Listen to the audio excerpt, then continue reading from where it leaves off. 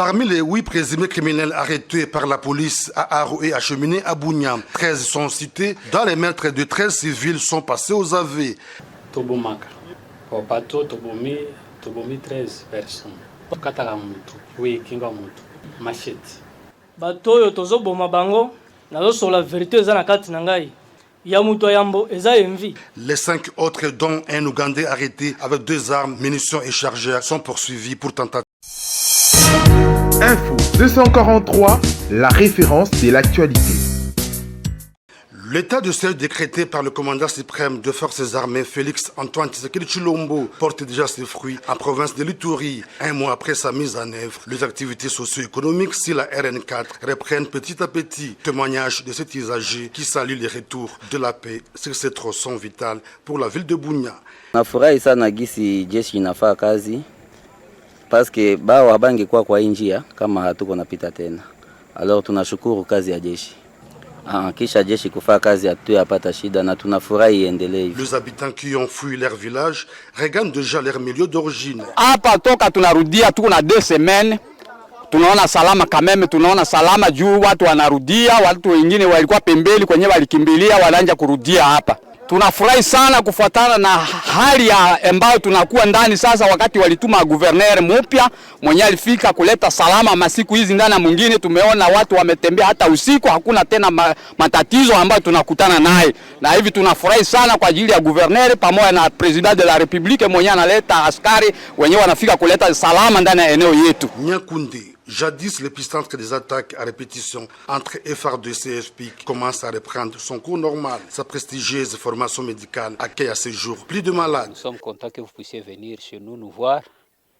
Nous avons déjà commencé à sensibiliser les parents pour que le lundi, nous puissions redémarrer les activités scolaires ici à Nyankunde. Nous avons été en contact avec les autorités militaires et partant aussi du message du gouverneur, nous sommes rassurés qu'il n'y aura pas de problème, les gens vont revenir et nous allons continuer sans problème. Comme si cela ne suffisait pas, les élèves vont nouer avec le chemin de l'école de ce lundi 14 juin 2021. Nous sommes à Nyakunde, chef-lieu de la chefferie de Zandisoma. Ce village a été le théâtre des affrontements entre le FARDC et le milicien du FPIC. La vie commence à reprendre petit à petit. Les boutiques ont ouvert leurs portes. L'hôpital de Nyakunde, qui est un hôpital de renom, commence à accueillir des malades. Avec le passage du gouverneur militaire de la province de l'Ituri, l'espoir est permis dans cette partie du territoire du Roumu où les forces armées de la République démocratique du Congo sont sur place, ici à Nyakunde. Depuis Nyakunde, Selemane Junior, RTNC. Parmi les 8 présumés criminels arrêtés par la police à Aru et acheminés à Bunia, 13 sont cités. Dans les meurtres de 13 civils sont passés aux aveux. Tobomaka. Au bateau, Tobomi 13 personnes. Kataramutu, oui, Kingamutu, machette. Bateau, Yotozo Bomabango, Nazo sur la vérité, Zanakati Nangai. Yamuto Yambo, Eza Envie. Les 5 autres, dont un Ougandais arrêté avec 2 armes, munitions et chargeurs, sont poursuivis pour tentative de meurtre et trafic d'explosifs à la frontière congolo-ougandaise. Le porte-parole de FARDC en Ituri, le lieutenant Jules Ngongo, revient sur les circonstances de leur arrestation. 8 criminels au total, auteurs de plusieurs tueries dans le territoire d'Aru. Ils ont été arrêtés à Riwara. Par la même occasion, le lieutenant Jules Ngongo appelle la population à renforcer la collaboration avec les services de sécurité. Il est impérieux pour toute la population de croire encore et de continuer à croire aux actions des forces armées de la République démocratique du Congo, mais aussi des forces de défense et de sécurité en Ituri. Il s'y est de signaler que l'état de siège décrété en Ituri par le chef de l'État, Félix Antoine Tshisekedi Tshilombo, produit de plus en plus des résultats probants dans la traque de bandits armés, mais aussi dans la protection des personnes et de leurs biens. Si lelo les solo lelo tokozana mwa badate mingi donc ndeko basala ka mwa attention na badate pona ko comprendre développement ya les solo na biso ya lelo ndenge tolobaki le 5 septembre 1960 président Kasavubu a eu décision ya kolongola ko révoquer premier ministre nae et Patrice Emery Lumumba na ordonnance wana zwaki alongola ki Lumumba ye mokote na article 2 tomoni pe atangi ndambo ya ba ministre mususu ya gouvernement mobimba te alongoli ka premier ministre na batu ndambo batu wana bazalaki nani Antoine Gizenga vice-premier ministre Kasavubu alobi yo po longwe mosalesili. Et puis ya kolongola lisusu Roger Mwamba azalaki ministre de justice, Christophe Gbenye ministre intérieur na Anissé Kachamura ministre information. Voilà groupe ya batoyo Kasavubu alongola ki bango na Lumumba alobi pona bino musala esili. Mais sikoyo ndenge tolobaki mokolo wana kaka le 5 Kasavubu alobaki na ba 20h10 et puis un peu plus tard na butu wana kaka Lumumba yimo koleka na station ya radio tangu wana tokobenga le RTNC ezalaki na boulevard omoni esika ministère ezali ya genre famille et enfant, voilà na concession wana nde esika radio nationale ezalaka. Donc Lumumba ye wana yepe ayeko pesa message na ye alobi ngai pe na longoli na révoquer président de la République. Mais lobi nango décision ya Kasavubu ya kolongola Lumumba. Kasavubu batu na qu'est-ce kazaki na pouvoir ya kolongola premier ministre ou pas. Ce que tali loi fondamentale na article 22 Kasavubu azalaki na prérogative wana azalaki na nguya wana ya kolongola. Mais moi défaillance moko ezalaki tangwa a décidé le 5 loi fondamentale et lobby boy puisque président de la République jamais akoyi koya ko samba na parlement na politique babenga kango azali irresponsable akoyi koya ko samba na parlement décision nyonso ya président de la République il faut ministre moko a contresigner yango pona ezwanguya pour likambu mukolo likama ekokoma ministre wana nde bakosambisa na parlement. Donc ce qui na comprendre bien tango tata Kasavubu azimo kana kolongola Lumumba esengaki ministre moko pati roboko na kati. Exactement les 5 wana asignaki kaka yemoko donc décision ezalaki illégale ba expliquer yango na butu wana le 6 ayeko luka ba ministre ba koyeko signer na yepo na kolongola premier ministre na bango ayeko zo batumi balé ba o ba contre signer na le 6 pona ko valider décision ya kolongola Patrice Emery Lumumba ezali nani signature ya Justin Marie Bomboko azalaki ministre affaires étrangères et na Delvaux ya kuma mafuta kizola bango mi balende ba ko contre signer décision wana ya kolongola Lumumba. Na fongola pe parenthèse moko parce que o ezali mémoire na lobaki mokondi ya CIA awa na Kinshasa azaki américain comme on a Larry Devlin auti ko koma pe ba mémoire na ye et histoire on azako beta na tangi yango na livre wana. Alobi boye le 6 wana tangu Bomboko a signé po balongola premier ministre na ye bakeko sangwe comme pas Lumumba. Lumumba binani a signé Bomboko na Delfo OK abengi Mobutu chef d'état-major général Lumumba bengi Mobutu abikende ko kangelanga Bomboko wana azovanda wapi akovanda na hôtel Regina awa na boulevard du 30 juin et sike koma neti ndako moko abandonné la police eza ko occuper ngo mikolo oyo abi wana nde hôtel Regina Mobutu kende ko kanga Bomboko Mobutu pa ena basoda na ye akoti wana atiki basoda na se amati ye moko na chambre ya Bomboko alobi voilà mokonzi atininga na kangayo Bomboko alobi siko to sandengini patu batu baye bake Bomboko na Mobutu bazalaki ba camarade siko to sala ndengini abi non problème ezali awa yo bima kaka kima wana Mobutu mutayebisi Bomboko hayebisi Bomboko bima okima alobi mena kima na kende wapi alobi kene na ambassade des États-Unis okokuta kuna otuna monsieur Larry Devlin soki omoni oyebise ke ngai mona tindio akosungayo akosalisayo Bomboko pe azu abimi akei kuna et puis Mobutu na sima ayena ba soda na e amati na elulu aza wapi bafuye na ba chambre azali sosote akeko pesa rapport pa Lumumba lobi non na moni eta azalaki asi akimi. Donc wana na kangi parenthèse wana ya les 6 na Regina et puis Lumumba ayeko senga plein pouvoir omoni sikwe comme oyo longoli nini Lumumba ke na parlement ko senga parlement plein pouvoir ba pesa ye bokonzi pouvoir nyonso ya mboka pona a gérer mboka malamu surtout que na émission de Bosso to yokola ke Lumumba ndaza yaki na majorité na kati ya parlement. Exactement Lumumba ndaza yaki na majorité mais pona ko répondre na motuna na mosusu tunaki est-ce que tangu ba révoquer vie de tikalaki non décision Kasavubu azu décision tangu. Parmi les 8 présumés criminels arrêtés par la police à Aro et acheminés à Bunia, 13 sont cités. Dans les meurtres de 13 civils sont passés aux aveux. Tobomaka. Au bateau, Tobomi 13 personnes. Kataka mutu, oui, kinga mutu, machete. Bateau yo tozoboma bango, nazo sur la vérité eza na kati na ngai.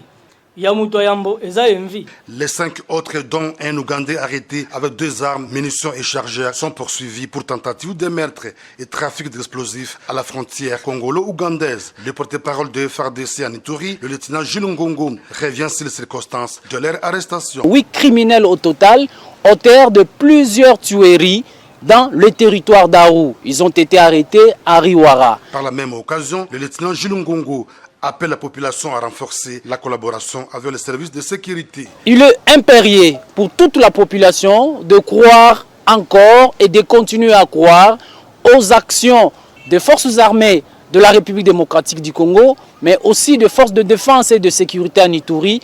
Il s'y est de signaler que l'état de siège décrété en Ituri par le chef de l'État, Félix Antoine Tshisekedi Tshilombo, produit de plus en plus des résultats probants dans la traque de bandits armés, mais aussi dans la protection des personnes et de leurs biens.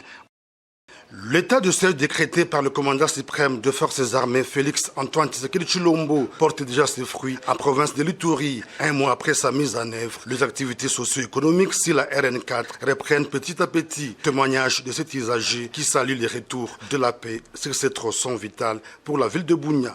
Nafurahi sana gisi jeshi inafaa kazi paske bao habangi kwa njia kama hatuko napita tena. Alors tunashukuru kazi ya jeshi. Kisha jeshi kufaa kazi hatuyapata shida na tunafurahi iendelee. Les habitants qui ont fui leur village regagnent déjà leur milieu d'origine. Hapa toka tunarudia tuko na 2 semaines. Tunaona salama kameme, tunaona salama juu watu wanarudia, watu wengine walikuwa pembeni kwenye walikimbilia wanaanza kurudia hapa. Tunafurahi sana kufuatana na hali ambayo tunakuwa ndani sasa, wakati walituma governor mpya mwenye alifika kuleta salama masiku hizi ndani mwingine. Tumeona watu wametembea hata usiku, hakuna tena matatizo ambayo tunakutana naye, na hivi tunafurahi sana kwa ajili ya governor pamoja na president de la republique mwenye analeta askari wenyewe wanafika kuleta salama ndani ya eneo yetu. Nyakunde, jadis l'épicentre des attaques à répétition entre FARDC et FPIC commence à reprendre son cours normal. Sa prestigieuse formation médicale accueille à ce jour plus de malades. Nous sommes contents que vous puissiez venir chez nous voir. Nous avons déjà commencé à sensibiliser les parents pour que le lundi, nous puissions redémarrer les activités scolaires ici à Nyankunde. Nous avons été en contact avec les autorités militaires et partant aussi du message du gouverneur, nous sommes rassurés qu'il n'y aura pas de problème, les gens vont revenir et nous allons continuer sans problème. Comme si cela ne suffisait pas, les élèves vont nouer avec le chemin de l'école de ce lundi 14 juin 2021. Nous sommes à Nyakunde, chef-lieu de la chefferie de Zandisoma. Ce village a été le théâtre des affrontements entre le FARDC et le milicien du FPIC. La vie commence à reprendre petit à petit. Les boutiques ont ouvert leurs portes. L'hôpital de Nyakunde, qui est un hôpital de renom, commence à accueillir des malades. Avec le passage du gouverneur militaire de la province de l'Ituri, l'espoir est permis dans cette partie du territoire du Roumou où les forces armées de la République démocratique du Congo sont sur place ici à Nyakunde. Depuis Nyakunde, c'est le Man Junior, RTNC. Il faut ministre moko a contre-signé ango pona ezwanguya pour likambu mukolo likama ekokoma ministre wana nde bakosambisa na parlement. Donc ce qui na comprendre bien tango tata Kasavu azumokana kolongola Lumumba esengaki ministre moko pati roboko na kati. Exactement, les 5 wana asignaki kaka yemoko, donc décision ezalaki illégale. Ba expliquer yango na butu wana le 6 ayeko luka ba ministre ba ko signer na yepo na kolongola premier ministre na bango ayeko zo batumi balé ba o ba contre signer na le 6 pona ko valider décision ya kolongola Patrice Emery Lumumba ezali nani signature ya Justin Marie Bomboko azalaki ministre affaires étrangères et na Delvaux ya koma mafuta kizola bango mi balende ba ko contre signer décision wana ya kolongola Lumumba. Na fongola pe parenthèse moko parce que o ezali mémoire na lobaki mokondi ya CIA awa na Kinshasa azaki américain comme on a Larry Devlin auti ko komape ba mémoire na ye et histoire on azako beta na tangi yango na livre wana. Alobi boye les 6 wana tangu Bomboko a signé pour balongola premier ministre na ye bakeko sangwe comme pas Lumumba. Lumumba binani a signé Bomboko na Delfo, OK, abengi Mobutu chef d'état-major général, Lumumba bengi Mobutu abikende ko kangelanga Bomboko Bomboko wana azovanda wapi akovanda na hôtel Regina awa na boulevard du 30 juin et sike koma neti ndako moko abandonné la police eza ko occuper yango mikolo oyo abi wana nde hôtel Regina Mobutu kende ko kanga Bomboko Mobutu pa yena basoda na ye akoti wana atiki basoda na se amati ye moko na chambre ya Bomboko alobi voilà mokonzi atininga na kangayo Bomboko alobi siko to sa ndenge ni patu batu baye bake Bomboko na Mobutu bazalaki ba camarade siko to sala ndenge ni abi non problème ezali awa yo bima kaka kima wana Mobutu mutayebisi Bomboko Bomboko hayebisi Bomboko bima okima alobi mena kima na kende wapi alobi kende na ambassade des États-Unis okokuta kuna otuna monsieur Larry Devlin soki omoni oyebise ke ngai mona tindio akosunga yo akosalisa yo Bomboko pe azui abimi akei kuna et puis Mobutu na sima ayena ba soda na ye amati na ilulu aza wapi bafuye na ba chambre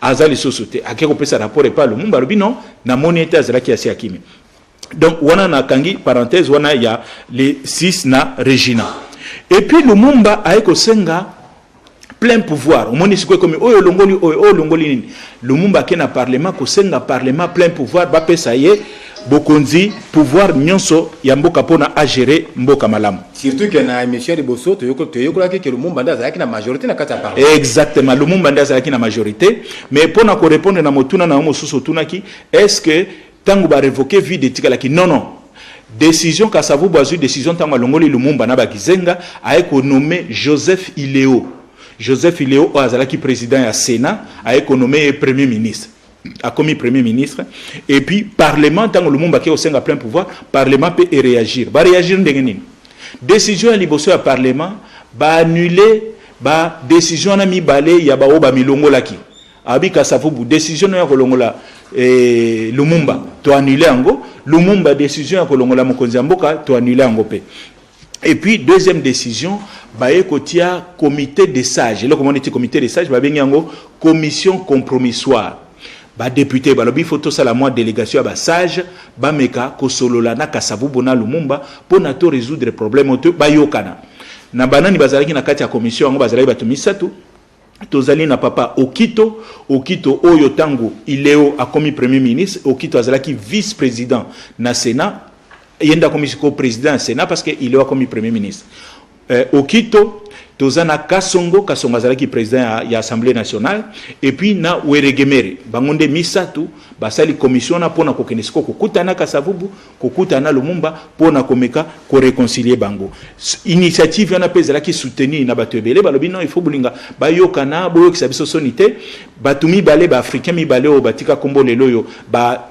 encourager qui peut réconciliation na tozali na président ya Ghana Kwame Nkrumah tindi message et pas Lumumba et pas Kasavubu balobi boyokana boyokisa biso sonité et puis message ami balé ya encouragement ezalaki ya France Fanon c'est un grand intellectuel français mais d'origine antillaise akomaki après na nationalité algérienne donc voilà ba initiative et ça mais malheureusement et le kwani aboutir te pona nini parce que ba témoignage mususu ezali ba américain baza opposé ba ibisi Kasavubu ambassadeur États-Unis ibisi Kasavubu soki omeki koyoka na Lumumba biso tokukata aide o topesa kayo pona kosunga mboka na makamba oyoka na nezate ba Belge pe batindi le même message wana ba lobby makambu ya koyoka na ezalité sikoyo ndenge na lobaki Kasavubu a nommé Iléo premier ministre les 6 wana tango le lendemain à décision wana balancer mandat d'amener contre Kasavubu batindi mandat d'amener contre Lumumba il faut bakangaye les 11 Lumumba ndenga za kobimaka ko sensibiliser batu na cité baye bakangi Lumumba basoda baye bakangi Lumumba wana ba pesi rapport que to zuiye commandant en chef ya armée donc oaza supérieur hiérarchique ya Mobutu to yebi ngol susu général Lundula ayena basoda na ye ayeko libérer Lumumba les 11 wana ayeko libérer Lumumba bakenaye et puis les 11 tango ba libérer Lundula libérer Lumumba les 12 Kasavubu à travers gouvernement na yo na ebisa ki gouvernement Iléo asali nini aye kolongola Lundula comme commandant en chef ya armée alongoli Lundula du 12 septembre et puis a nommé Mobutu. alongola qui pour la désobéissance. Exactement, lobi ndenge nini ngana lobi okanga Lumumba bakangi yoke ko libérer. Azui alongoli Lundula a nommé Siko Mobutu commandant en chef faisant fonction. Mobutu azaki chef d'état-major général, Amati Sikoyo a commis commandant en chef faisant fonction. Lundula batie na pembeni. Mais tokomona Lundula kovanda pe na pembeni te parce que akozwanzela malembe aketi Kisangani. Tango akomi Kisangani kuna ako récupérer ba soda ya ANC nyonso bazalaki na bande ko bengango 3e groupement ezaki neti ba région militaire. 3e groupement ezalaki tozaki na premier groupement militaire ezaki na Lubumbashi Katanga. Non, Kije ezalaki na Lubumbashi mais bande ko tala Lubumbashi Kasai na une partie à Bandundu. 2e groupement militaire ezalaki na Kinshasa et ko tala Kinshasa une partie à Bandundu et puis na province Équateur et puis 3e groupement au ezaki na province orientale ndezaki à l'époque bana net équivalent à région militaire. Lundula akekuna a récupéré commandement ya 3e région militaire tokozongela esima. Et puis décision ami balé balongoli Lundula batie Mobutu, décision ami balé balongoli Christophe Muzungu Kasavubu. Alongoli Christophe Muzungu comme commandant et directeur ya ANER. Banako bengango sûreté nationale. Il y a ANER parce que na expliqué ki biso total ki na émission était koleka colonel moko azalaki wana Van de Wel azalaki belge. Tango Lumumba alongoli Van de Wel ataki Christophe Muzungu. Siko Kasavubu alongoli Christophe Muzungu atie Victor Nendaka responsable ya ANER. Et puis après tout comme on a le 13 septembre le 12 Kasavubu asali ba changement wana le 13 septembre ba député parlement député sénateur ba ekozwa décision ya kopesa Lumumba les pleins pouvoirs oya senga kibango ya kosala nini aje akonza mboka sikoyo alobi non tomoni Kasavubu aza kolinga koyoka na yote alingi réconciliation te parce que baza ko gérer na ba mindele Lumumba gérer mboka le 13 septembre parlement epesi Lumumba plein pouvoir. Le 14 septembre 14 septembre Kasavubu a annulé ba plein pouvoir au parlement et au Tukopesa Lumumba et puis na akangi na parlement abina moni pe ba parlementaire ba komi ko ambrouiller biso parlement pe ekangami le 14 septembre parlement ekangami mais le même 14 septembre wana na butu na 20h30 batu balandi na radio communiqué ya colonel Mobutu oya komi commandant en chef a eu décision boye alobi ngai na décidé qu'on neutraliser ba institution politique nyonso a pekisi na président de la République Kasavubu Lumumba Ileo na ba parlement ini basa la activité politique mususu ata mokote na katiamboko abibino nyonso botelemi à peine ba otu kotie na bokonzi exactement ba tieki na bokonzi to mona ki ango le 12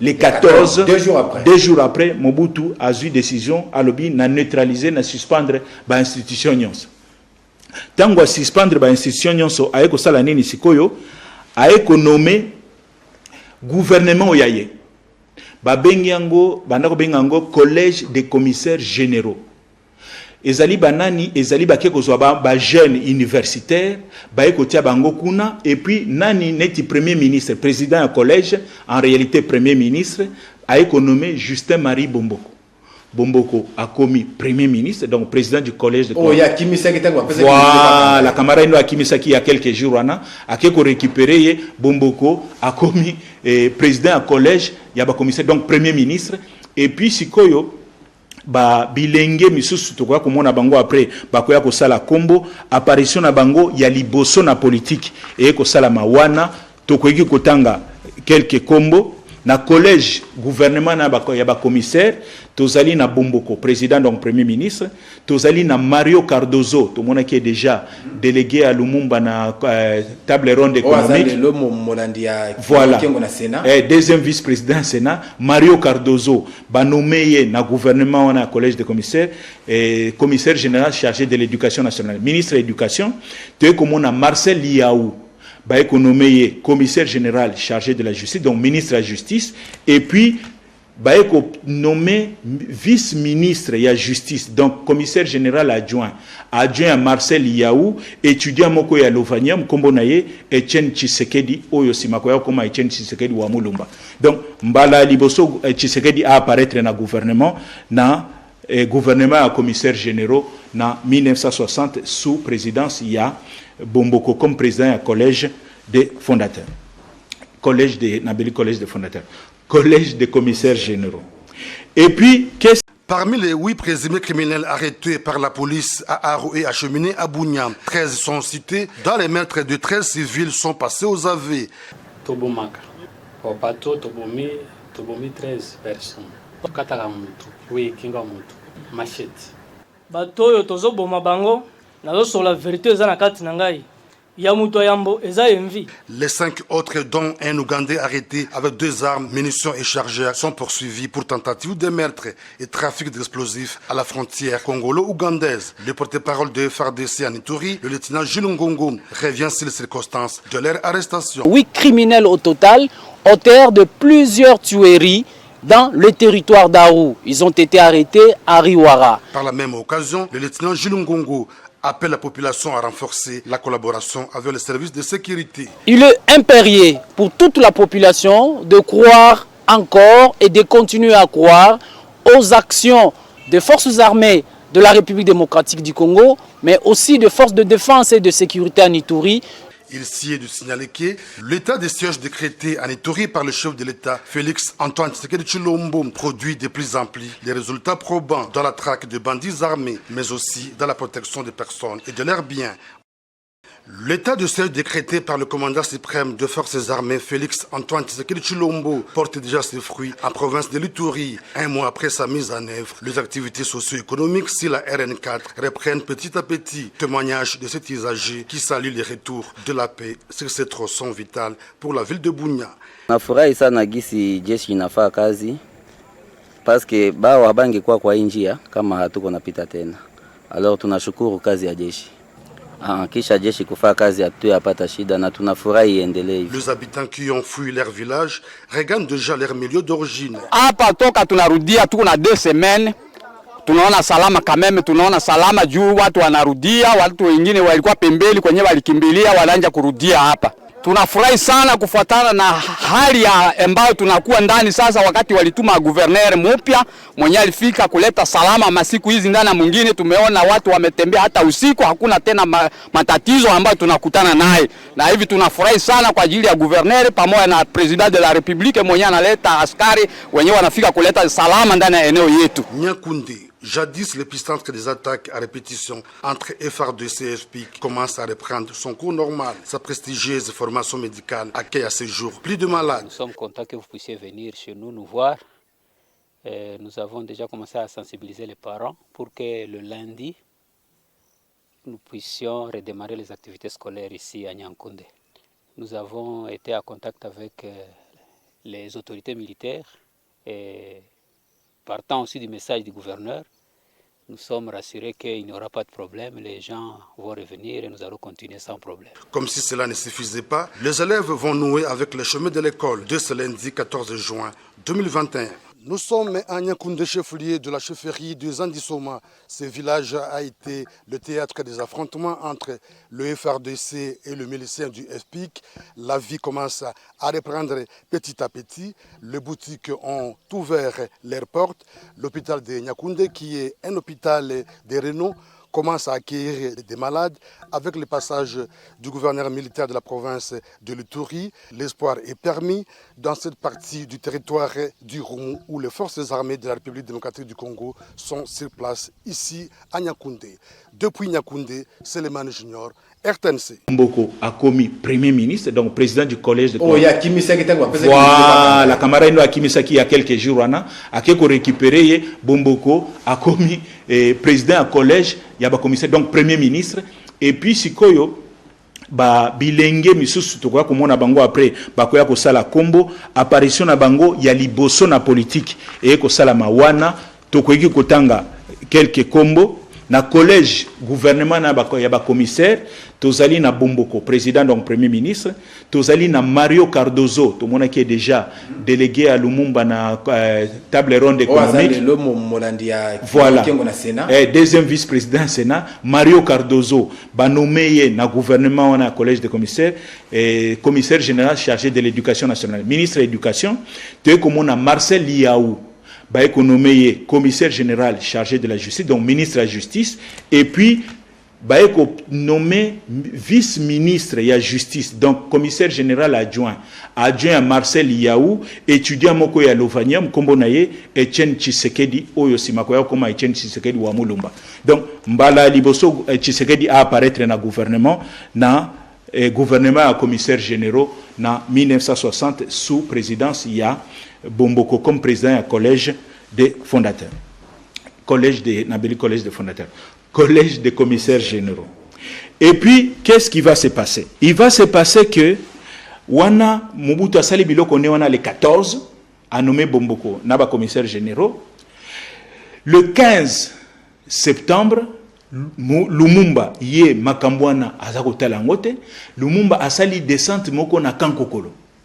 Kuna pona kokende ko sensibiliser ba militaire voilà parlement et pesinga plein pouvoir ngande na zamu konza mboka et bimisi mobulu na kati ya Kankokolo ba soda quelques soda bazalaki wana certainement batu ya Mobutu ba agresser Lumumba ba agresser ye ba casque bleu ya Nations Unies ba yeko sauver Lumumba ba memie na ndako na ye et puis à partir ya jour wana Lumumba azali suna droit ko bimate a commis na résidence surveillée. Et natango wana Joseph Kasavubu azalaki wa. Non, Joseph Kasavubu azaka mokonzi mboka, mais sikoyo eloko moko eko sala ma bizarre. Normalement, lokola Mobutu lobaki na suspendre bango nyonso basala activité te. Décision nana zwaki le 14.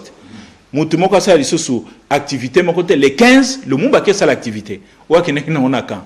De batini basoda kuna ba agresser et puis ayena ndako na ye résidence surveillée aza protégé première ceinture ya ba casque bleu ghanéen baza ko protéger deuxième ceinture ya ba soda congolais ya ANC ba soda Mobutu ba kozela soka mekika kobima ba kwena ye donc voilà Lumumba aza bloqué na ndako na ye Kasavubu sikoyo normalement yepe azalaki sikoyo suspendu ndenge Mobutu azoki décision mais bizarrement gouvernement ya Bomboko Oyo Mobutu a tchèque en place, baké kozwa investiture, n'est-ce ko prêter serment, et pas le président de la République, oyo azali censé que yépé azo sala lisusu et loko mokote. Donc au monique loko ngo ezala ki neti moi ba maquillage boy. Donc ba Bomboko baké pas Kasavubu a validé gouvernement na bango et loko tokoki ko retenir na gouvernement ba commissaires généraux et loko basala bangonde parce que batikala à partir du mois de septembre gouvernement na itikala ki na mois de février 61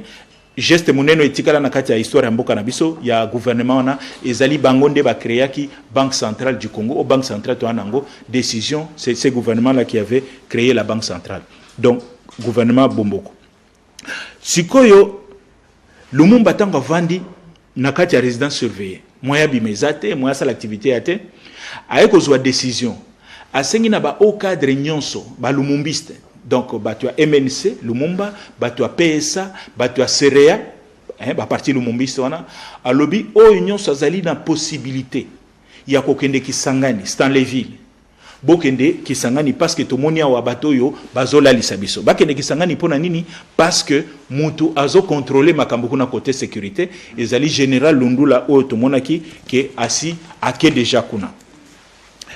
Donc, sikoyo, le 23 novembre, wana na septembre, Général Lundula wana yende mutasova ki Lumumba tango ba pesa ki mitindo ke baba kangaye ya ko libérer yango ba longole na ebonga na batimo Mobutu na place. Batimo Mobutu na place na ye sikoyo akende ki Kisangani. Akekuna a récupérer commandement ya ba militaire to bazala ki kuna.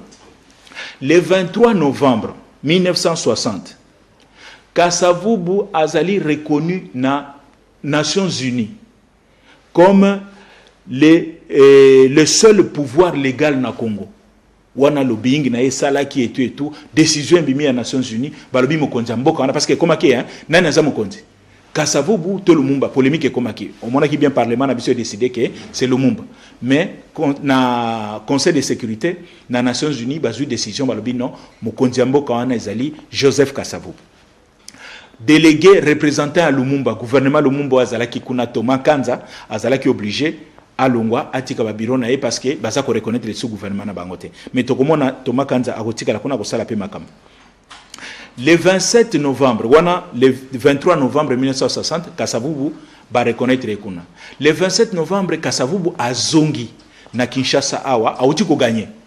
Auti ko gagner, siko Lumumba lobi non, lokola na conseil de sécurité bo ekomi ko reconnaître Kasavubu, so na vandika ka awa eko salamabe. Ngai pe il faut na rejoindre équipe nangao ekendeki déjà kuna. Wana équipe ne bana basi bake Antoine Gizenga. Antoine Gizenga a rejoindre Lundula na Kisangani. Antoine Gizenga na ba cadre mususu ba Christophe Benye basi bango nyonso bake Kisangani. Yangwana na butu ya le 27 novembre 1960 na 22h. Avant ça, mutu eko expliquer plan ke ndenge nini tokobima pona okende kuna okolekela wapi ko expliquer itinéraire. Ezali Cléophas Kamitatu.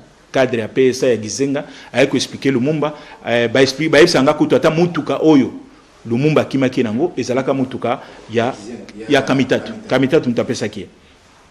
Donc mukolo wana na 22h le 27 Lumumba abimi na kati ya voiture na ye abombani na kiti ya sima. Donc ba police ba militaire bazawana ba monika ke mutuka ezako bima na chauffeur pa manzoka ya zalaki na sima a bombani mutuka ebimi et puis ake ko récupérer mwasi na ye mama Pauline na mwana bazaki na mwana moke comme na ye Roland et puis azui ba camarade na ye mususu baninga na ye ya politique balobi bon to sala nzela to kende Kisangani baninga na yo bazalaki na ye Mokope akoya koyeba na sima azalaki directeur de cabinet na ye na ministère de la défense parce que to bosanate Lumumba azalaki premier ministre pe ministre ya défense directeur de cabinet na ye après akoya koyeba na kombo na ezalaka Bernardin Diaka to koya koyeba mingi na kombo ya Mongolo Diaka.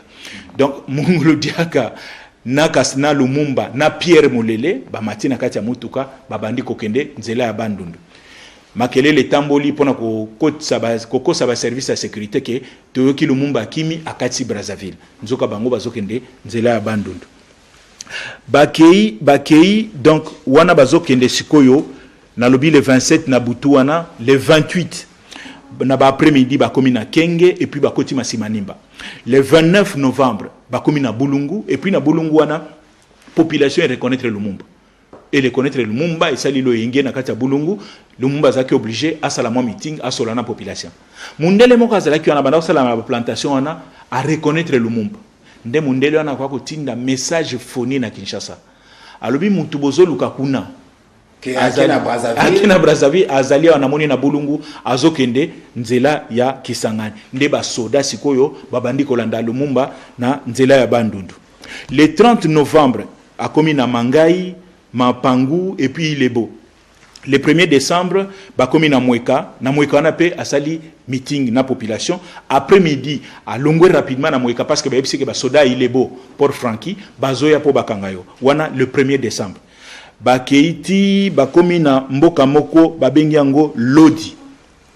Lodi, ezali na rivière Sankuru, ezana rive gauche, bakomi na 23h na Lodi. Tant que bakomi na 23h babaki na ebite soko sala mingi na ba intérieur kuna bazama système okatse balé ezalaka babaki siko na 23h na baki et c'est katisi et ke kolala kuna na ngambo Lumumba siko lobito ko sala ndenge nini basolo na bazui de albino biso tokatsa na bwatu tokende ko négocier na bato ya baki po bazonga bazo ba mituka po mituka yo mata na pirogue te banani ba matina kati ya pirogue wana Lumumba Pierre Mulele na papa moko babengi Lubuma bakatisi na 23h wana bakomi na ngambo kuna ba expliquer siko ba responsable ba basalaka baki balobi non tala tozana bato na biso bazana ngambo kuna il faut bokatisa pona que nous abango na ba mituka et tout et ba discuter na bato na zubango matin na 1h du matin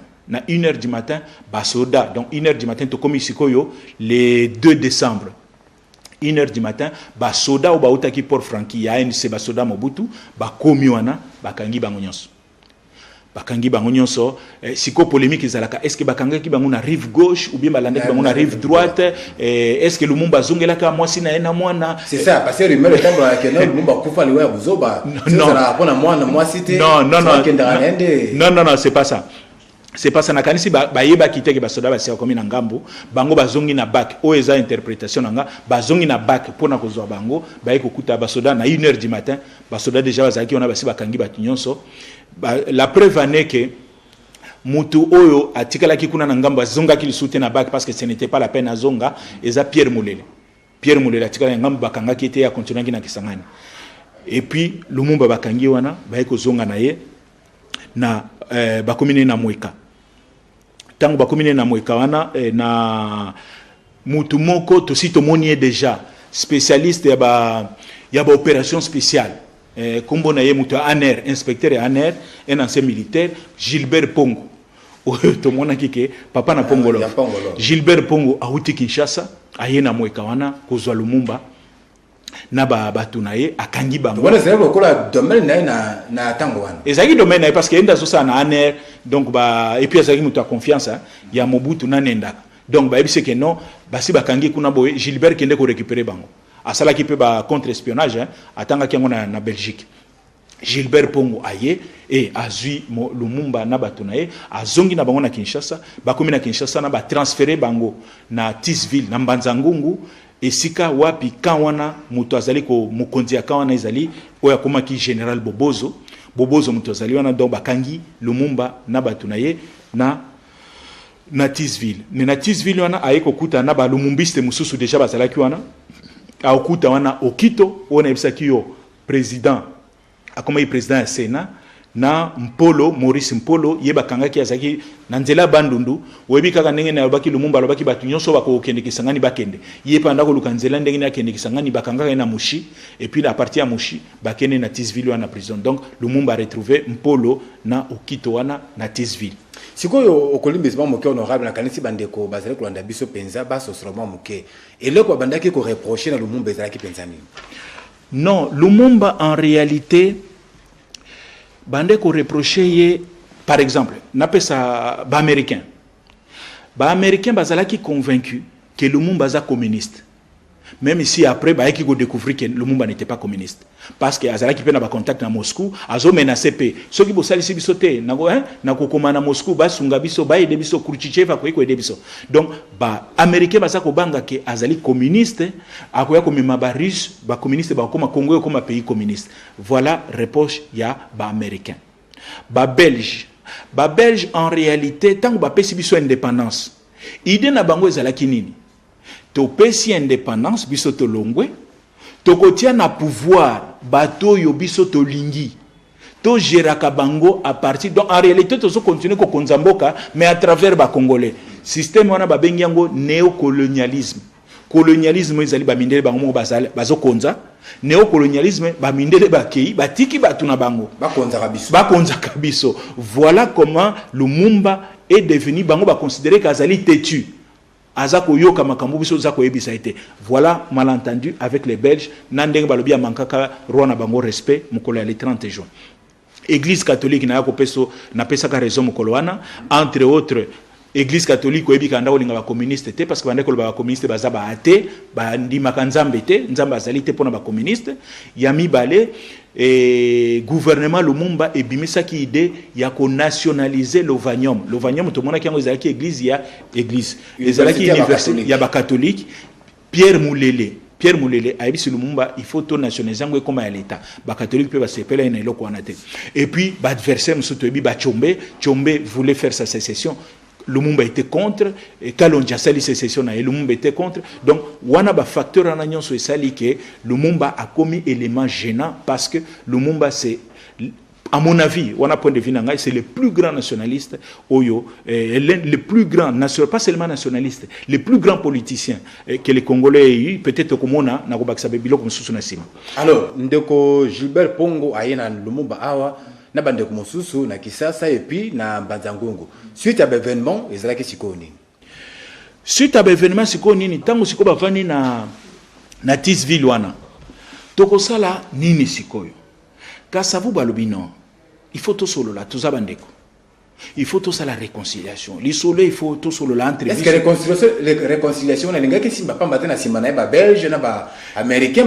Oui, mais malgré ça, il croit toujours que ceux qui sont solo, ils sont koyokana. A proposé table ronde, moko kasabo. Habite ça la table ronde. Mais si koyo entre et comme il va quand il balé. Quand il y a liboso, batu à Kinshasa. Yami balé, batu à Bakwanga au Kalonchina sécession naie. Et puis Misato Chombe na sécession na Katanga. Et puis elle ya mine ekobotama ba lumumbiste o ba komisikoyo na Kisangani Antoine Gizenga. Entre autres, le 13 décembre, tant bakangi lumumba wa tumoni yango le 2 décembre. Le 13 décembre, Antoine Gizenga a sali déclaration na Kisangani. A lobby gouvernement Nangai, c'est le seul gouvernement légal ya Congo. Donc au gouvernement a dirigé. Au bazakuna ya Kasavubu